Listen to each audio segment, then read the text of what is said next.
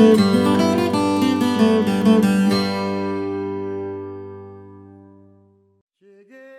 meu povo, cheguei pra vadiar. Cheguei, meu povo, cheguei pra vadiar. Cheguei, meu povo, cheguei pra vadiar. Cheguei, meu povo. Meu nome é Alexandre Alves Dias, eu tenho 57 anos. Eu normalmente misturo essa coisa de data, eu não sou muito bom de conta nessa hora, não. Sou filho de dois artistas plásticos, Alves Dias e Gina, né? Morei basicamente quase minha vida toda aqui, aliás, posso dizer minha vida toda aqui em Olinda. Fiz História na graduação e no mestrado. Vim trabalhar no arquivo em 1987, quando passei em História no curso de História na Federal.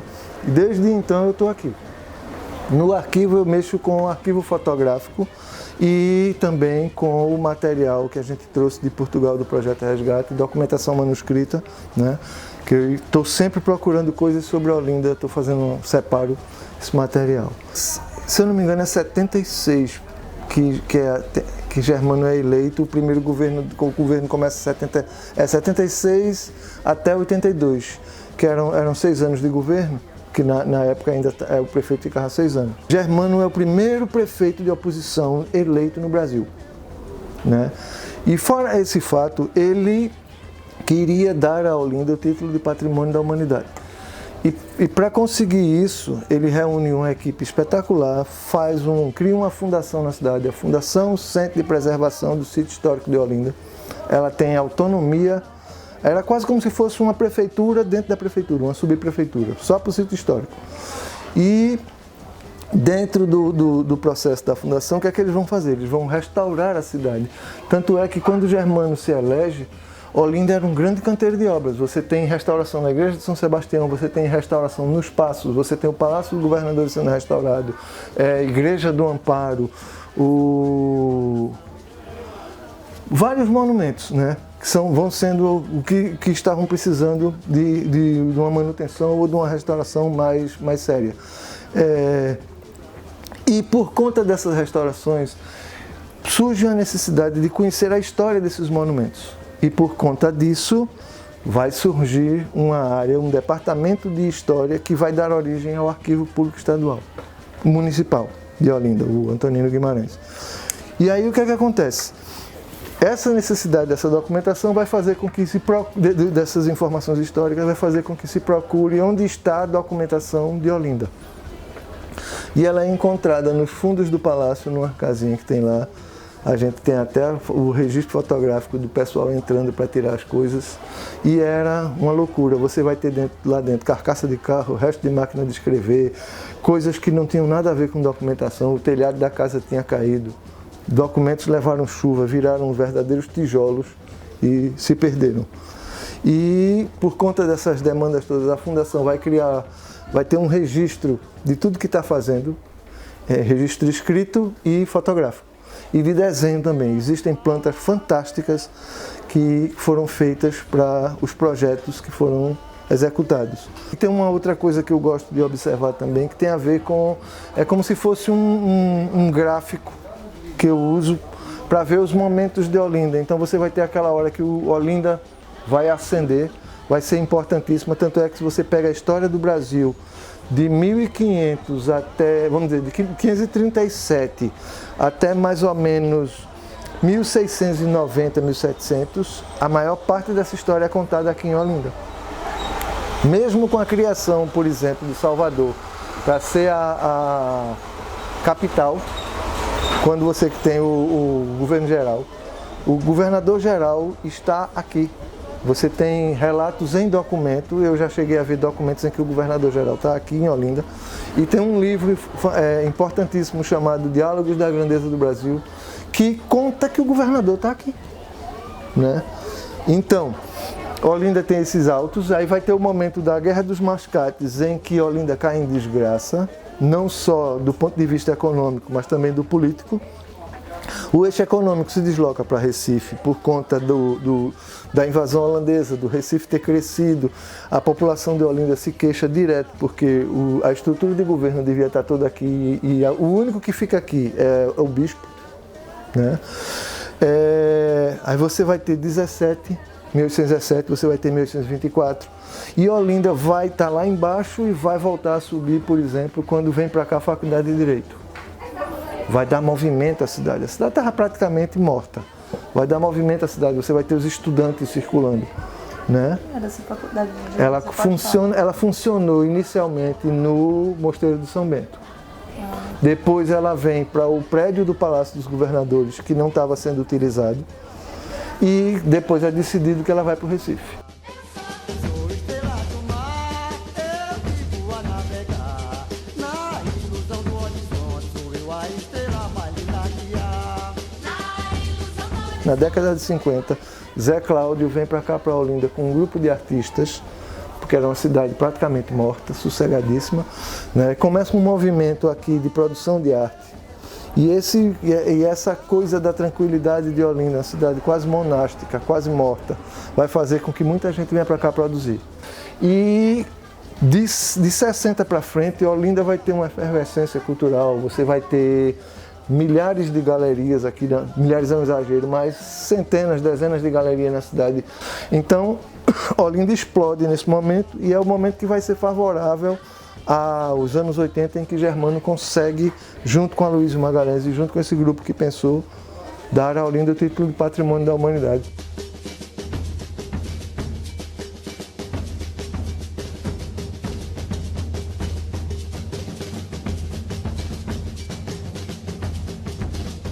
Meu nome é Plínio Victor, eu sou arqueólogo pela Federal de Pernambuco. Além de ser funcionário e trabalhar na área de preservação da cidade enquanto patrimônio, eu gosto de carnaval, eu tenho um bloco de carnaval, vivo a cidade, né? Não só sou profissional, eu tenho envolvimento afetivo com a cidade. O nome do meu bloco é a EMA Gemeu. Ele é o resultado, não é nem indireto, é direto, de um trabalho que a gente tinha na época que eu estava no núcleo de arqueologia da Federal, que era a área de estudo era o Seridó, e eram 12 municípios, são 12 municípios, e eu desenvolvi um projeto de levar artistas do Recife, terminaram indo 30 artistas do Recife, isso num período de 5 anos, e a gente fazia oficina lá com os meninos desses 18 municípios, 12 municípios, dizia para eles nas escolas que eles eram habitantes de Seridó, hoje eles eram herdeiros, descendentes do pessoal da pré-história de lá, que são, e que eles iam retrabalhar aquela herança deles, a pintura rupestre. Assim, aí o bloco da EMA, quando o pessoal chega lá, o impacto deles é quando eles veem aquela pintura pré-histórica, rupestre, né? Que eles não imaginavam que existisse aquilo no Nordeste. Eles que são artistas, né? E disseram eles que aquilo foi um impacto grande e que, de certa maneira, influenciou a arte deles. Aí, numa dessas vindas para cá, aí queria esse grupo que era de arqueólogos, de artistas fazendo isso lá, chamado Grupo EMA. Porque EMA era o bicho que mais tem pintado na pintura rupestre. Porque a EMA ela era endêmica aqui, ela é do Cerrado, Caatinga e dos Pampas.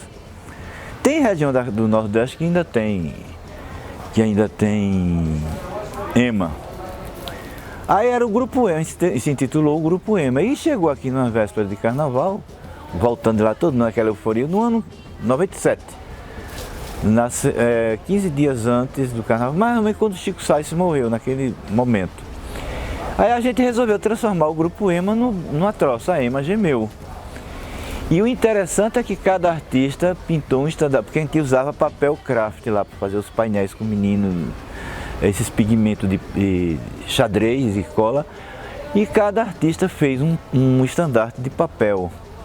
Então a EMA tem um acervo imenso de... Só que depois, outros artistas que não foram se integrando à EMA e foram fazendo também desses estandartes. Então a EMA tem um acervo grande desses estandartes de papel. O órgão de preservação foi imaginado pelo pessoal da Semana de Arte Moderna, né? Porque a Semana de Arte Moderna foi um movimento que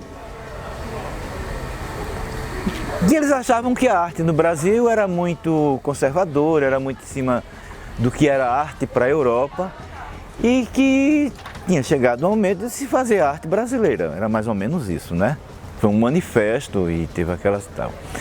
Dentro disso tinha Mário de Andrade e Oswald de Andrade, que a ideia deles era basear a arte nas raízes brasileiras, né?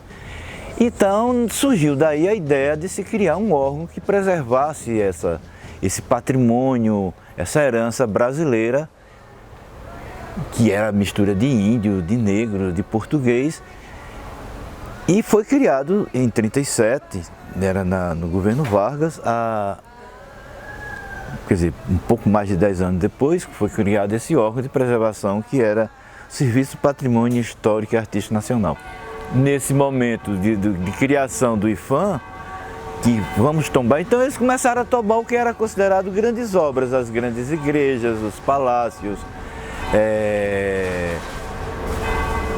ou conjuntos que fossem muito harmoniosos e tal. Mas esse conceito do imaterial, ele só vem ser tratado pelo IPHAN muito para cá. E esse conceito do que é patrimônio, ele vai, dos anos 30 para cá, ele vai se aprimorando, vai chegando ao imaterial, a outros conceitos. No caso de Olinda, ela é patrimônio por conta disso, das cidades fundadoras do Brasil, e que ela é a capital de Pernambuco até 1827. Né? E aqui se desencadeou uma das guerras mais importantes no Brasil, que foi a guerra contra os holandeses. Olinda foi incendiada porque aqui estava a resistência, essa coisa toda. Né? Então é uma cidade imprescindível para você fazer. Se você vai fazer a história do Brasil, é uma cidade imprescindível, ela está em todos os momentos. E depois ela guarda, assim, essa coisa do imaginário que formou o Brasil como o carnaval, as procissões, a religião. E é uma cidade, então, importante, é um livro para você ler, é como se fosse um museu, para você entender a formação brasileira.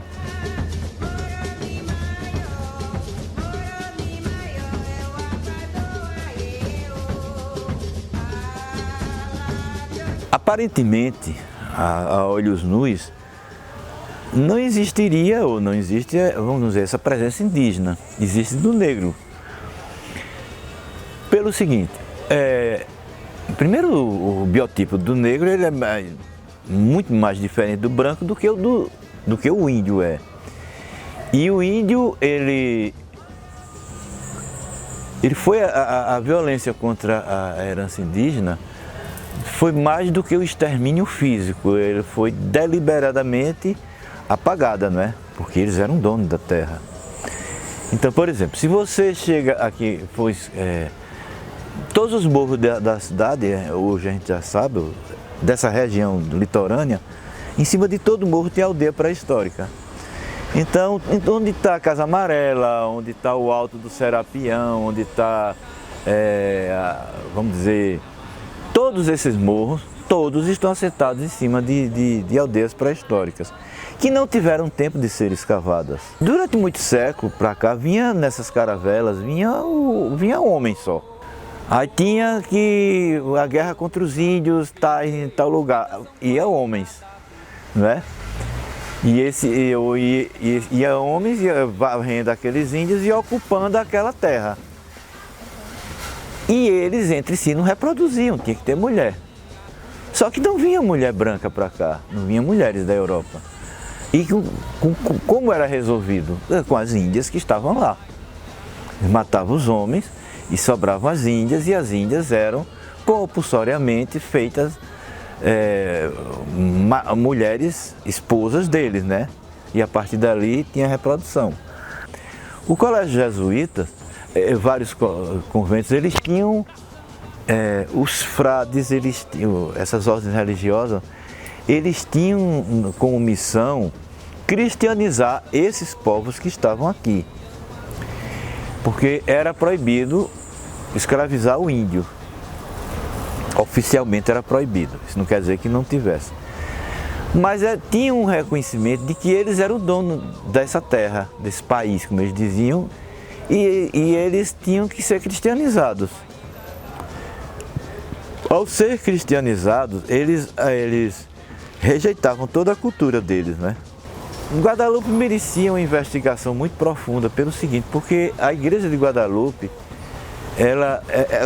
para começar, a Guadalupe não é uma invocação muito popular portuguesa, ela é mais espanhola. E em 1626, quando é criada Guadalupe, que é a Irmandade e a Igreja da Senhora de Guadalupe dos Homens Pardos de Olinda, já existia a Igreja do Rosário dos Homens Pretos de Olinda e igrejas de branco. Porque essas igrejas elas eram associações. E essas associações, por exemplo, a do Amparo era dos, eu me esqueço o nome, mas tinha dos guapos rapazes, algumas coisas. E ali estava os músicos, porque tinha o altar de Santa Cecília, aí tinha a Irmandade dos Músicos agregados a ela, né? Então, quando Guadalupe é criada, já existia de negro, já existia de branco, e foi num momento que o colonizador ele queria exterminar o índio ou escravizar o índio. E as ordens religiosas se batiam de frente. Não, a gente não quer exterminar, a gente quer cristianizar, né? Eles queriam de certa forma. Mas teve um padre daqui nos anos 2004, quando foi o ano que a campanha da fraternidade foi em cima da defesa das terras e culturas indígenas, que ele quis resgatar essa ligação. A gente foi fazer a pesquisa aí e teve durante 3 anos, 2004, 2005, 2006, a procissão de Guadalupe foi feita por índios aqui. Ele tentou, né? Mas não houve, porque no 4º ano teve alguém lá da igreja que, independente de todas as reuniões que se fazia desse trabalho, foi sozinho. Convidou o pessoal do exército ali do quartel de baixo, abaixo que eu digo, abaixo da igreja que fica na PE, 7MRO, para carregarem o andor. E quando os índios chegaram da igreja de São Pedro, que ela ia sair da igreja de São Pedro para a igreja dela, os índios chegaram lá, estava o exército lá e o andor saiu em cima de um blindado do exército, né? E os índios ficaram revoltados, não vieram mais. E o que é interessante é que depois da procissão, da festa, na reunião de avaliação, o pessoal do quartel pediu desculpa, que disse que não sabia disso. Vieram porque foram chamados, mas que não viriam mais, porque por conta de toda a história que foi dita ali, aí a santa era para ser carregada pelos índios, que é a Nossa Senhora de Guadalupe, mas que ela por conta dessa história lá no México, que ela apareceu ao índio e tal, e que o índio a quem ela apareceu foi canonizado por João Paulo II, antes de morrer, é San Juan Diego, é o primeiro santo índio, né? E por conta dessa história lá, ela é oficialmente a padroeira dos índios e padroeira da América Latina. Mas essa religação com ela foi muito em cima, assim, vamos dizer assim, de uma postura, de um posicionamento, da postura política do padre e de dar visibilidade à igreja. Não que ela não seja isso, né? Mas se precisa de mais dados para dizer que foi isso. E no bate virado, dança rainha, vassalo escravo, Todos vocês e a corte real, dança rainha, vassalo escravo. todos vocês e a corte real. Vem Meu nome é Aneide Santana. Eu sou moradora do sítio histórico e sou também uma pessoa que trabalha aqui no sítio histórico na área de preservação desde que Olinda recebeu o título. Em 1982 eu já estava aqui. Eu sou a pessoa que implanta o Arquivo Público de Olinda. Existia uma lei, em 1975 foi feita uma lei Dr. Vanildo Bezerra, conseguiu que o prefeito, não era uma lei, era um decreto, era a época da ditadura, era decreto. Um decreto criando o Arquivo Público de Olinda, só que ele não foi implantado, ele ficou no papel. Em 1982, por conta de toda a ebulição do sítio histórico, por conta da história de pleitear o título de Patrimônio da Humanidade, a gente precisava da documentação da cidade. Então nós fomos atrás. Eu coordenava o setor de história da Fundação Centro de Preservação e foi aí que a gente desenvolve esse trabalho e implanta o Arquivo Público. Olinda é uma cidade que, fora o patrimônio da humanidade, o acervo que ela tem, ela não possui ela não é uma indústria, ela não é uma cidade de comércio, o patrimônio seria, em tese, o segmento econômico mais importante para ela, né? Então, vender esse patrimônio seria importantíssimo. No entanto, a gente vê que a política nacional em relação ao turismo, ela não é uma política de turismo cultural, ela é uma política de turismo de massa, certo? No conceito mesmo, turismo de massa, e esse turismo de massa é de sol e praia. Então eles não têm nenhum apego à questão cultural, porque eles tratam a questão cultural como se você estivesse num parque temático, então você foi à Disney. Eu estou falando de uma área extremamente sofisticada, onde o acesso a esse conhecimento seria muito mais amplo. Eu estou diante de um acervo que simboliza o ciclo do açúcar no Brasil, que simboliza toda a chegada de um conhecimento que sai da Europa para cá e que aqui é a porta e daqui é que sai para os outros lugares desse país e que só fecha quando você começa com o ciclo do ouro, que aí você está em Minas Gerais. Quando a Unesco criou alguns nichos, que foi muito mais uma forma didática de tratar as coisas, o patrimônio material e o patrimônio imaterial, né? Não existe o patrimônio material sem existir o imaterial. É o imaterial que vai conceitualizar essa janela, é o imaterial que vai conceitualizar esse imóvel, é o imaterial que vai fazer com que as coisas aconteçam. Agora, a apropriação disso aí é que é diferente. Quando você vê um edifício bem bonito aqui, nunca ninguém vai dizer que houve a participação do negro na construção ou na própria concepção, né? Porque ele pertence a um branco. Agora, ele foi feito só por aquele branco, né? O conhecimento que ele agrega é um conhecimento apenas aquele conhecimento da Península Ibérica ou tal. O que é que existe de conhecimento trazido da África que foi agregado a essa forma de construir, né? Essa forma de fazer esse móvel, essa forma de fazer a roupa, essa forma de... Então, essas formas são imateriais. Então, o conhecimento ele é imaterial. Então, o que é que acontece? A expressão cultural, artística cultural, ela é contemplada como um patrimônio imaterial. O que a gente tem da tradição da nossa música, né, das nossas manifestações culturais, da capoeira, da capoeira que vai originar a dança do frevo, né, da percussão que vai estar presente no maracatu. Manifestar isso aí durante o carnaval é uma maneira de se expressar durante o carnaval. Mas isso nasce ali dentro, nasce ali no terreiro, nasce no local de trabalho, na colheita, né? Nasce ali. Eu estou fazendo uma construção e estou fazendo isso. Eu estou plantando, eu estou fazendo isso. Eu estou na folga, estou batendo um bombo. Então essas expressões depois elas tomam um formato. O coco é uma coisa do pescador. O pescador chegava e naturalmente se sentavam e iam cantar coco. Não é isso?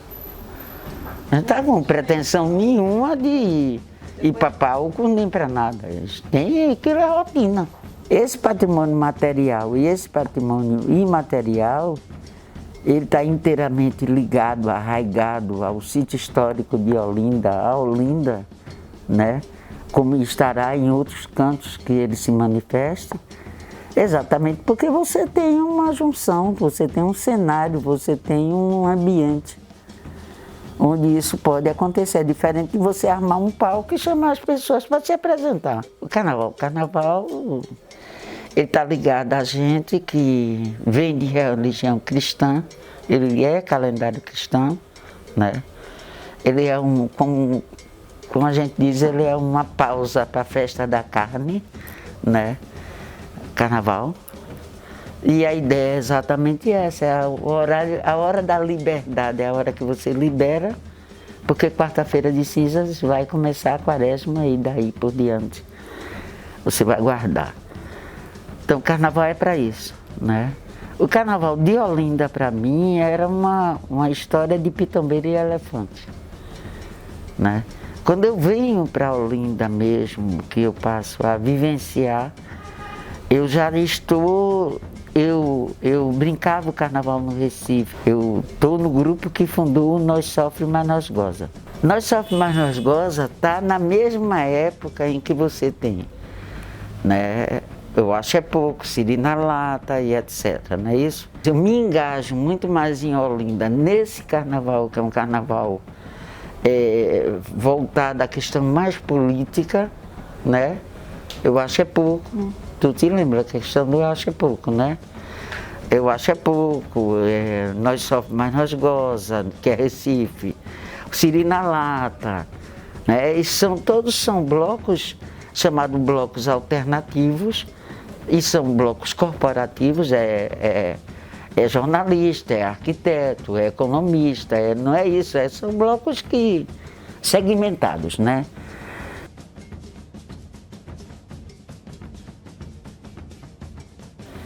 Que são blocos que estão aí na reivindicação de alguma coisa. Ele veste a camisa de alguma coisa. Então não era só brincar carnaval, era fazer do carnaval uma bandeira onde a gente pudesse se expressar a partir dele. Esse era o carnaval da gente, lúdico mesmo, ficava o Bloco da Saudade, que era onde a gente expressava essa coisa da saudade dos blocos líricos, né? Que saiu, eu tive a sorte de participar, e o carnaval se dividia entre essas duas coisas. Mas era um carnaval que a gente brincava. Era um carnaval onde a gente tinha os blocos das crianças, para cada cirola você tinha um cirolinha, para cada eu acho é pouco, você tinha um acho um pouquinho, né? O segura-coisa tinha a segura-coisinha, você tinha o bloco das crianças também. Então a gente levava os filhos da gente naquele horário que era das crianças e depois era a gente que caía na gandaia.